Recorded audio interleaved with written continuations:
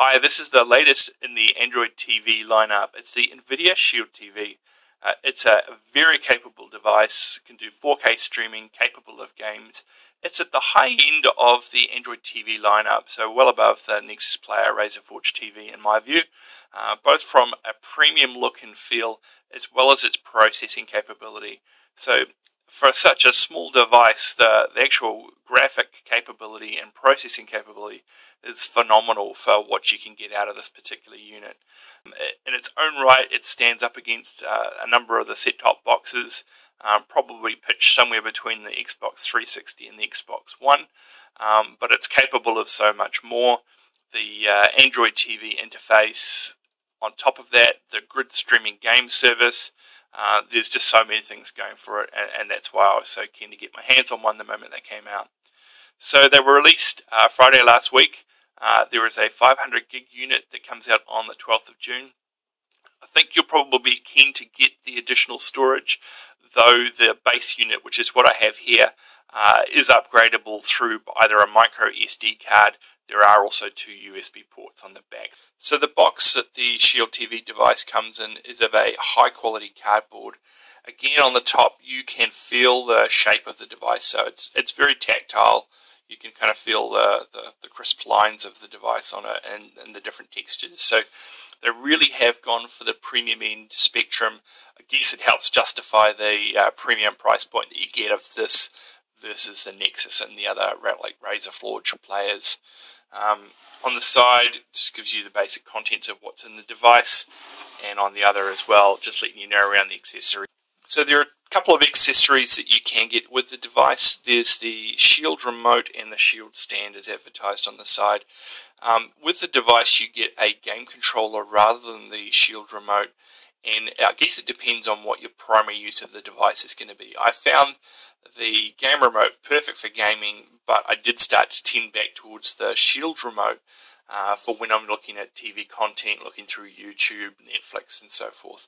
So my view is I'd recommend getting the Shield remote as well. It's a lovely device, the volume control on it, capacitive touch, simple, small yet weighty device. I think it's a brilliant addition to it and one that you should get. Taking the lid off the device, now you can see inside there's an insert on the top, and this is where you get your NVidia TV. It's actually a lot smaller than I first thought when I saw pictures of it. As you see in relation to my hand, it gives you an idea of the size of this thing. But the weight behind it is probably the thing I noticed the most. There's a protective cover on top. You can peel that off when you're ready to. And on the back, this is where you can see you've got HDMI port, gig Ethernet, power supply, you've got 2 USB ports, a micro USB port, and also a micro SD card as well. There is a fan, but when I heard it on the demo system, you just don't hear it. It is really, really quiet. Again, another little sticker on the front cover protecting the good parts of it.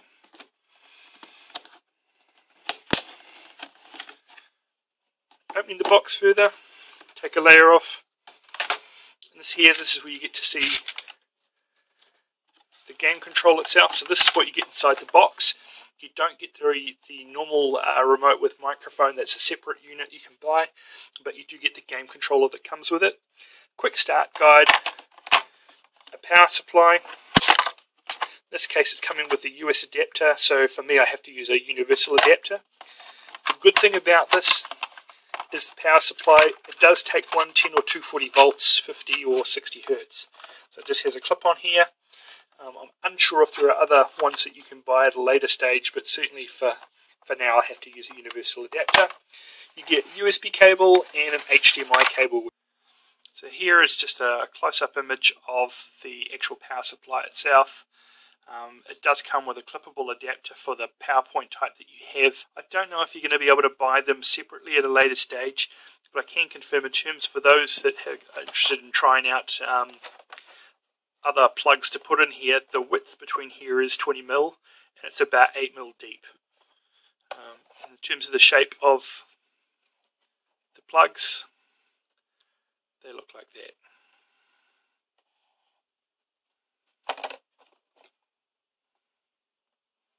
Again, protective cover on everything.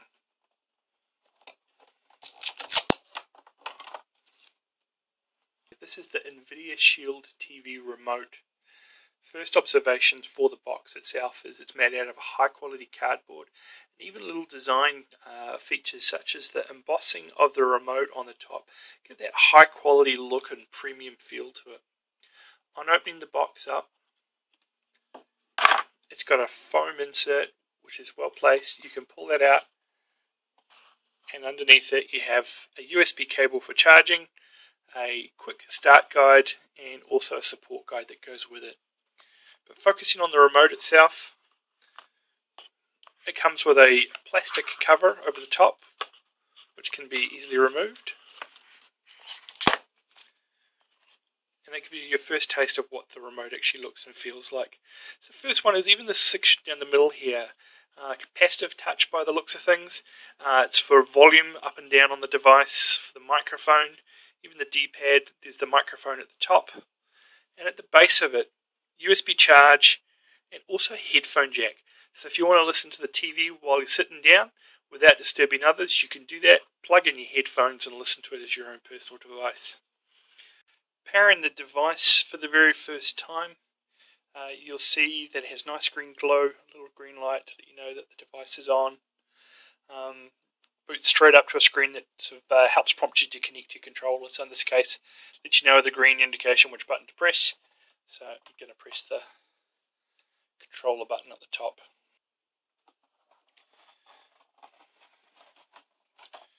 From here, prompts you for what language. I'm going to say English. Select your Wi-Fi network.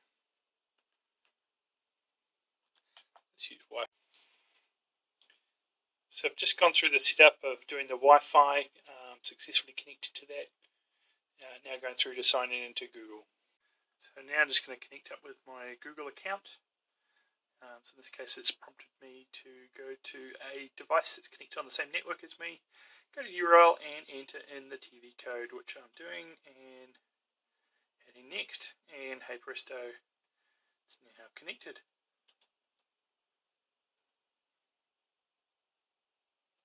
Now prompts me to sign in on my computer, which I'll do. And signing in. And success. Fortunately, I have to agree to the terms and conditions if I want to continue to use the device. For now, I'll just say no to that. And I guess I've got some NVIDIA privacy policies which I'll need to accept. And I've finished. So if you want to add a new controller to your device, that's fairly straightforward. You can just come on down the bottom to the settings row. There is an option here called Shield Accessories. If you click on that, it'll give you a few options. One here is Connect an Accessory. The great thing about it is they give you a picture of what button to press on your device. You press that and hey presto, you're connected and up and running. So when you first get the box, Netflix is not included as an app installed on it. However, there is an over-the-air update that does that. So after a few hours or so of playing around with it, I noticed that there was a patch ready to be installed, ran that, and hey presto, Netflix is there. So with Netflix, you're getting also 4K content on there as well. The catch with Netflix I found, however, which is a bit unfortunate, is that they haven't integrated the Google Voice search feature yet. So if you want to search, you are restricted to a text-based search box. But otherwise, good experience. It sort of goes through pretty quickly. Picking random items, so it's in HD for this one. Traditional style, it starts out and then the quality improves as it detects your connection.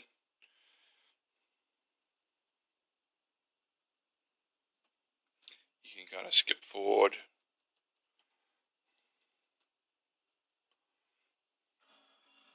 So this is over a VDSL connection.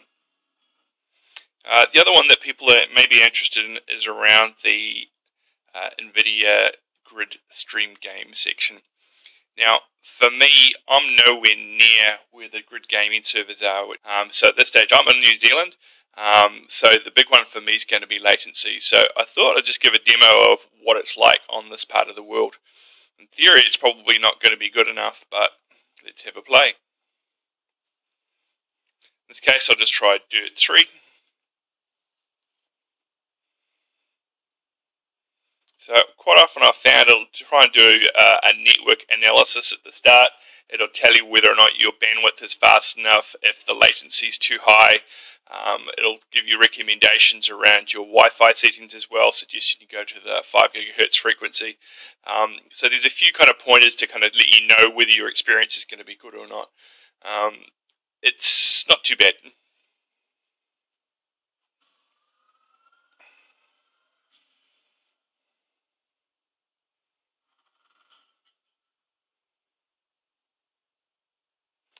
So game's loaded. At this stage I'll grab the game controller.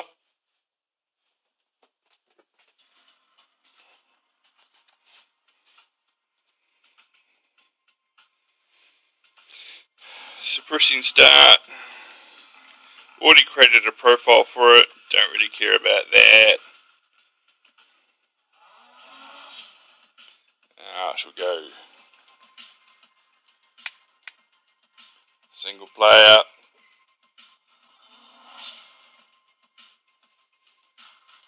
Just do a time trial.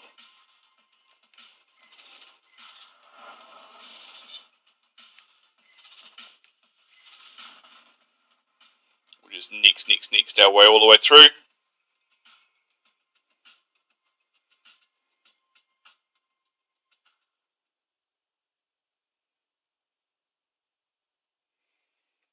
So far it's pretty reasonable, not too much stutter, not too many pauses, certainly playable so far.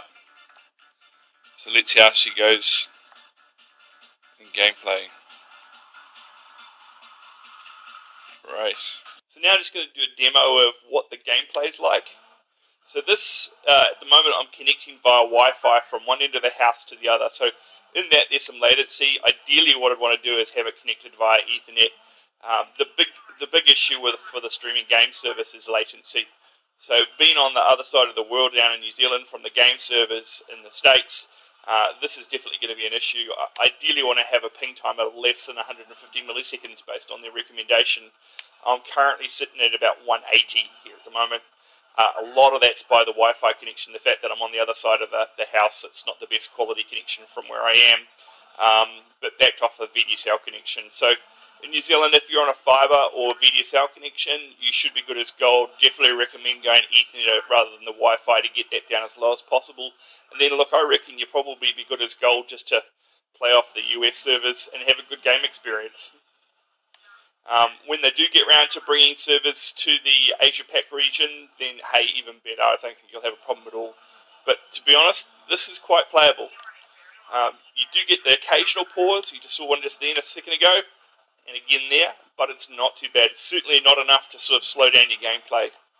So that's it. So as far as the streaming games, at the moment there's no charge. I understand that they are going to take a model similar to Netflix, so it'll be a monthly subscription based, and you can play a number of games from there.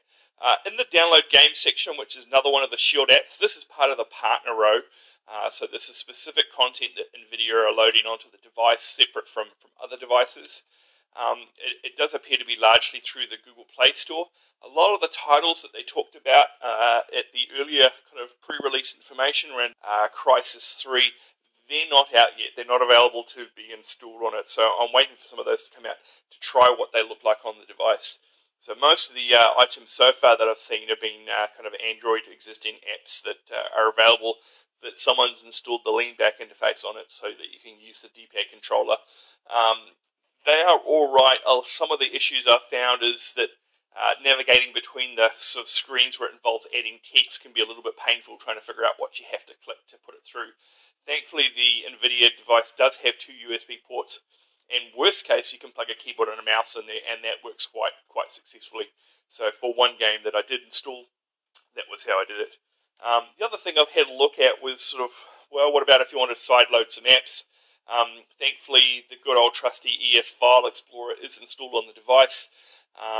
From there as well, if you want to put in sort of non-trusted items under the settings menu, There is an option around security and restrictions, and from then you can enable the unknown sources option. So that'll let you put on your side-loaded apps if you want to do that. But look, to be honest, she's pretty good. The one that's amazed me so far is the search capabilities and voice search. So obviously there's different accents all around the world, but pretty much everyone I've given it to so far, when they've had a crack at it, it's been able to pretty much get their accent and what they're saying on pretty much bang on time every time.